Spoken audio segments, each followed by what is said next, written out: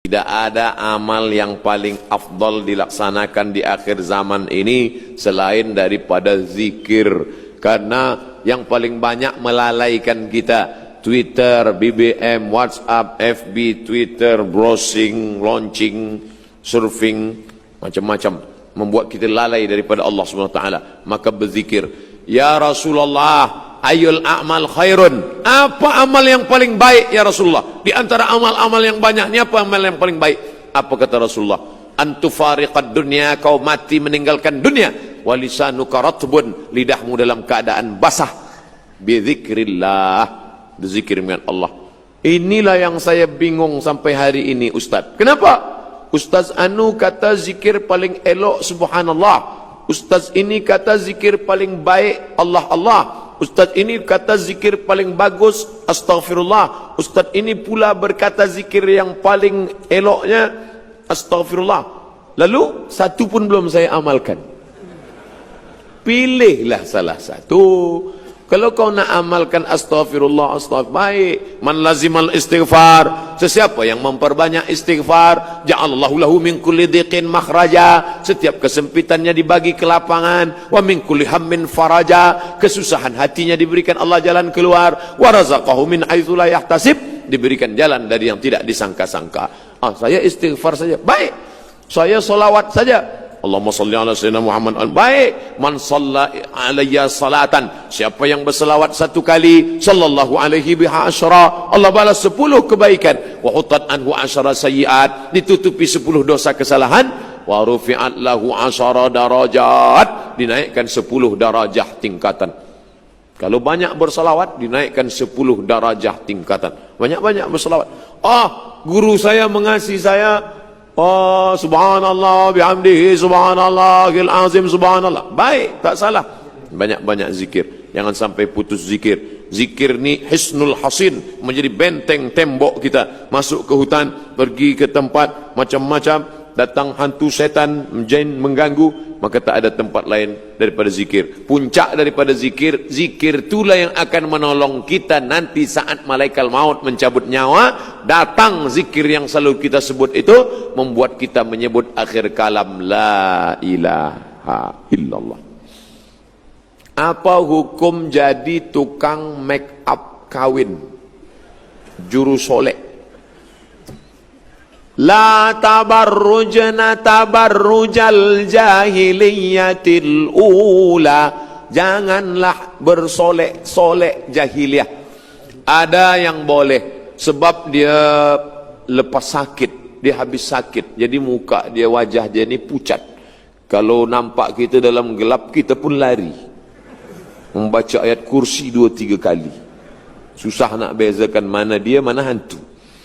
Ini orang macam ini boleh dia pakai bedak untuk membalikkan warna kulit dia saja. Tapi yang sudah elok macam ini, inilah susahnya. Kita ini kan orang Malaysia, Indonesia, Filipina, Brunei Darussalam, Singapura, itu kan Melayu, mirip-mirip semua. Tapi yang ditonton Korea. Maka kita nak putih macam Korea. Akhirnya dipakailah bedak putih, tangan hitam. Jadi terlampau memaksakan diri. Tak usahlah. Kecantikan itu bukan kerana cantik kerana bekas, cantik kerana habis berwudu, cantik kerana membaca Al-Quran. Itu yang mesti dijaga. Jadi sebaiknya perbuatan-perbuatan yang macam ini, andai pun dapat duit, tak ada barokah. Padahal yang kita minta ni barakah. Kalau minta akidah, salamatan fid din. Kalau badan, wa'afiatan fil jasad. Kalau ilmu, waziyadatan fil ilmi. Tapi kalau rezeki, wabarakatan rezeki. Kita minta barokah, tak ada barokahnya. Duit itu tak ada barokahnya. Duit apa? Duit hantu dimakan setan. Ustaz Somad, semoga Allah merahmati Ustaz Syahlu Alfian. Amin. Macam mana kita mengenal Allah 100% ibarat tidak kurang tak lebih, boleh menjurus atau khusyuk mengerjakan solat. Bagaimana kita mengenal Allah? Mengenal Allah melalui sifat 20. Itulah akidah Asy'ari, Abul Hasan Al-Asy'ari. Wujud, qidam, baqa, mukhalafatul lil hawadits, qiyamuhu bi nafsihi, wahdaniyah, qudrat, iradat, ilmun, ayat, sama, basar, kalam. Makanya dulu ulama membuatkan sifat 50, 20 sifat wajib, tambah sifat mustahil, tambah sifat jaiz, tambah sifat nabi, tambah mustahil bagi nabi. Itu ulama Ahlus Sunnah wal Jamaah supaya mengajarkan dia, karena Allah tidak berupa. Kalau dipejamkan mata nampak hitam, putih, merah, hijau, kelabu, itu bukan Allah. Walam yakul lahu kufuwan ahad. Dari mana dia tahu? Mukhalafatuhu lil hawadis. Banyak-banyak laksanakan, beriman, beramal, berilmu, makan halal. Allah yang menurunkan khusyuk. Khusyuk itu bukan dari kita, dari Allah. Tapi yang menyiapkan cawannya kita, yang menyiapkan gelasnya kita. Kita siapkan dengan ilmu, Allah yang menurunkan. Wallazi anzalas sakinata fi qulubil mu'minin. Dia yang menurunkan sakinah, khusyuk ke dalam hati orang beriman. Boleh jadi yang berbicara khusyuk ini lebih tak khusyuk. Boleh jadi dia tidak tahu tentang khusyuk, tapi Allah bagi dia khusyuk. Kenapa? Karena hati dia bersih. Siapkan ilmunya, Allah akan berikan. Tapi kata Syekh Ali Tontawi, khusyuk itu kata dia paling tidak connecting, tak putus antara mulut dengan hati. Bismillahirrahmanirrahim. Makanya salat itu mulut bergerak. Datang tabi'in bertanya kepada Khabbab ibnul Arth, ya Khabbab, ya, Nabi itu kalau sholat mulutnya bergerak atau tidak? Kata Khabbab, Nabi kalau sholat mulutnya bergerak. Dari mana kamu tahu? Bittirabi lihyatih, aku tengok jenggotnya bergoyang. Ini sekarang ada orang sholat diam, tak apa dia baca. Ajalah Allahu Akbar kabira walhamdulillahi katsira wa subhanallahi bukratan wa asila. Mulut dengan ini berarti fahami apa yang dibaca. Saya tidak suruh hafal satu persatu, hafal artinya, enggak. Bila ada yang menghafal artinya baik, tak salah.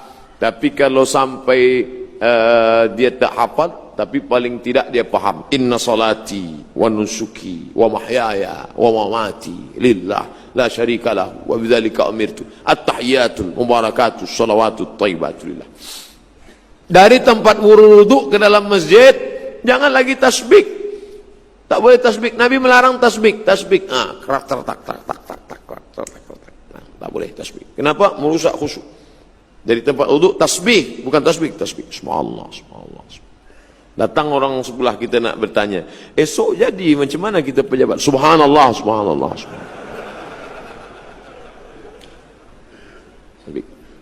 Jaga hati. Qul amru rabbin nas, malikin nas, ilahin nas, Allahu Akbar. Macam naik kereta juga. Kadang-kadang udah agak-agak lari ke tepi, naikkan balik. Naikkan balik. Harus sentiasa waspada, harus sentiasa. Begitulah khusyuk itu dari awal sampai akhir. Selepas salat tetap juga kita khusyuk. Selepas salat tetap zikir, tak pernah putus. Ini itulah mengapa dibuat tulisan-tulisan Arab, tasbih di tepi rumah, di tepi jalan. Supaya apa? Mata melihat, telinga mendengar. Inna sam'a, telinga mendengar. Wal basar, mata memandang. Wal fuad, berpikir, merenung. Ini tiga ni tak boleh putus. Telinga mendengar, mata melihat, hati merenung. Ini masuk dari telinga ke hati, masuk dari mata ke hati. Maka melihat tulisan-tulisan cantik ini, Masya Allah, la haula wa la quwwata illa billah. Apa bacanya? Entah, tak tahu. Fahiya ilal alqani fahum muqmahun wa ja'alna min baini aydihim saddan wa min khalfihim saddan fa aghshaynahum fahum la yubsirun. Surat Yasin. Masya Allah. Di akhir, apa cara pembersih hati? Sakitnya apa? Sakitnya hasad. Doakan orang yang hasad itu. Awak hasad pada siapa? Pada dia. Sebab apa awak hasad? Sebab kereta dia baru. Doakan dia tengah malam, ya Allah, ini orang kereta baru, rumah besar, semuanya baik, maka hilangkanlah hasadku daripada dia, panjangkan umur dia, sehatkan badan dia. Memang berat, sebab bila kita hasad, hati kita busuk, doa kita lain bunyinya. Sehatkan dia ya Allah, Setiap malam bayangkan wajah dia. Saya haters yang selalu membuli, mengejek saya di internet itu saya doakan semua. Ya Allah, semua yang mencaci maki, menghamun aku di FB, di YouTube itu, panjangkan umur dia, murahkan rezeki dia. Mana pernah saya lawan? Pernah tak tuan puan tengok saya balas dia caci maki? Tak pernah. Sebab apa? Saya tak tahu password. Semua admin. Itu kita jangan sampai kita dikuasai oleh teknologi ni. Kita mesti maka doakan. Tapi dia ni ustaz, oh ini ujian. Kita mesti doakan dia. Anak kita berkawan baik, sama-sama satu sekolah, sama-sama baik, tapi rupanya jodoh berkata lain. Anak dia lebih dulu nikah. Datang marah kita, datang hasad, kita tetap datang. Datang jemputan walimah nikah dia, tetap kita doakan. Barakallahu lakuma wa baraka alaikuma wa jama'a bainakuma fi khair. Bersihkan hati. InsyaAllah. Allah doa malam, Allahumma tahhir qalbi minan nifaq, bersihkan hatiku dari sifat munafik, wal hasad, daripada hasad, wal kibriya, daripada angkuh dan sombong, wal riya, daripada penyakit riya dan sum'ah. Minta kepada Allah, Allah yang akan menolong. Intan surullah, kalau kau tolong agama Allah, yang surkum, maka dia akan menolong kamu. Bolehkah ceritakan sikit banyak akhlak Nabi Muhammad sallallahu alaihi wasallam? Sikit banyak, sikit ajalah kalau gitu. Sikit akhlak Nabi akhlaknya kepada haiwan. Kalau kepada manusia biasa, ini kepada haiwan. Datang orang mengambil api, dia bakar sarang semut. Dia cucuk-cucukkan sarang semut. Datang Nabi, marah. Apa kata Nabi? La yu'adzibu bin nar illa rabbun nar. Tidak boleh menyakiti dengan api kecuali Allah pemilik api. Ada orang susah. Ada orang senang menengok semut yang lari tunggang langgang lintang pukang. Senang, tengok. Bayangkan, kepada semut saja, tengoklah Nabi Sulaiman alaihissalam, dia tahan tenteranya. Hai pasukan tentera, jangan kamu lalu, jangan.